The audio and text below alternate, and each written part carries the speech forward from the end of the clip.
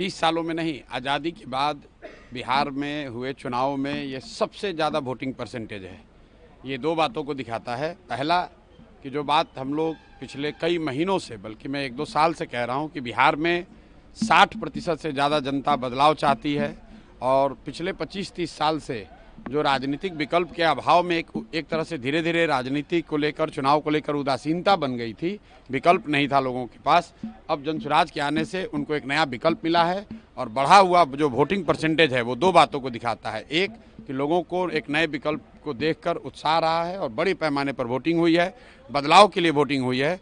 और दूसरी बात, जो बड़े प्रवासी मजदूर हैं जो बहुत बड़ी संख्या में छठ के बाद रुके हुए हैं, उन्होंने अपना और अपने परिजनों का, अपने मित्रों का जो वोट कराया है उसने सबको सरप्राइज़ किया है।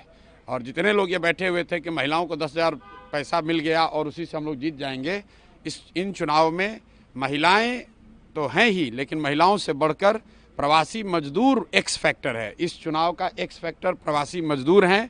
वो क्या कर रहे हैं, वो अपने दोस्तों, मित्रों, परिवार वालों से कैसे वोट करा रहे हैं, इसी से बिहार का चुनाव तय होगा। जनसुराज कितना कॉन्फिडेंट है अपनी जीत को लेकर के? कितनी सीट? जनसुराज बिल्कुल कॉन्फिडेंट है कि 14 तारीख को आप देखेंगे इतिहास लिखा जाएगा। बड़े बड़े पंडित, कोई ये नहीं बता रहा था कि जनसुराज इस बार इतने बड़े पैमाने पर वोटिंग होगी।